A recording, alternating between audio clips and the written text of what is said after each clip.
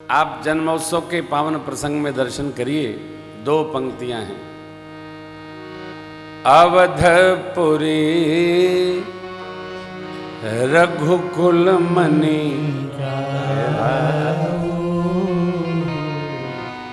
वेद विदित तेहि दशरथ। वेद जानता है। क्यों जानता है? क्योंकि जीवन धर्मशील है। धर्म धुरंधर गुण निधि ज्ञानी, धर्म धुरंधर गुण निधि ज्ञानी, हृदय भगति मति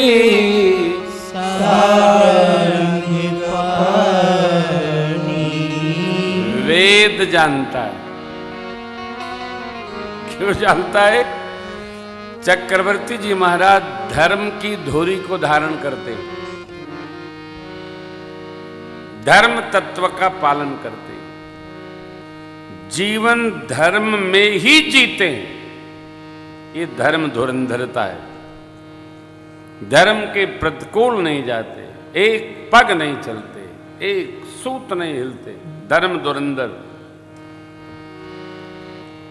गुणग्राही हैं, गुण के समूह उनमें अवस्थित हैं, गुण के खजाना हैं, ज्ञानी हैं, नित्य का संग्रह करते हैं, अनित्य पर दृष्टि नहीं डालते।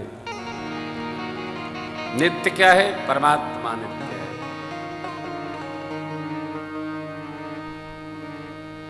नित्य परमात्मा का स्मरण करते हैं, अनित्य पर दृष्टि जाती नहीं है। अस्तु हृदय में भगवान की भक्ति है।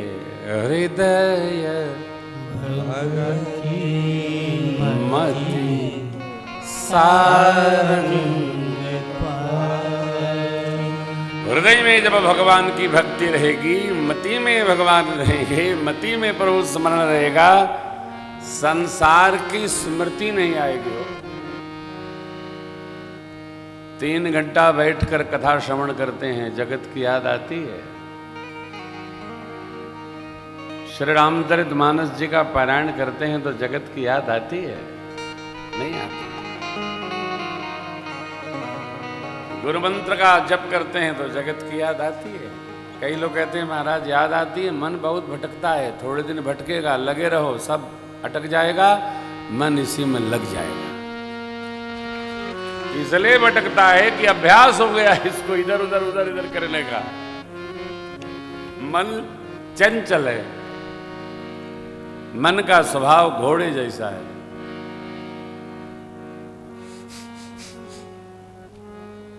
ये देखते ही रहता है। जब हमारे हृदय में भगवान की भक्ति स्फुरित होगी, मति में भगवान का स्मरण बनने लगेगा, अरे जगत समाप्त हो जाएगा, रह ही नहीं जाएगा। महात्मा श्री प्रियव्रत जी महाराज का जीवन ऐसा अद्भुत है कि वेद पुराण उनकी गाथा की प्रशंसा करते। विस्तार है, बहुत विस्तार है। महाराज के 3 बेटियां हैं मनु जी महाराज की। मां आकुति, मां देवहूति, मां प्रसूति। तीनों बेटियों का विवाह क्रमशः मां आकुति का रुचि पर। देखिए स्मरण कब होगा? जो आपको नाम स्मरण है पहले वो स्मरण करिए। मां प्रसूति का विवाह दक्ष प्रजापति से हुआ। मां देवहूति का विवाह करदम प्रजापति से हुआ। मां आकुति का विवाह रुचि प्रजापति से हुआ। स्मरण में रहना चाहिए। सुन रहे हैं तो कुछ तो याद रहे, कुछ स्मरण में रहे। मां देवहूति के और करदम प्रजापति जी के तपस्या के प्रबल प्रताप से सांख्य शास्त्र के प्रणेता भगवान कपिल आदि परमात्मा कपिल देव जी का अवतरण हुआ, जिन्होंने जन्म के बाद ही मां देवहूति को सांख्य शास्त्र सुनाया। सांख्य शास्त्र और योग शास्त्र में केवल एक वाक्य का अंतर है। सांख्य में 24 तत्वों का वर्णन है, भगवान का वर्णन नहीं है, ईश्वर तत्व विधान नहीं है।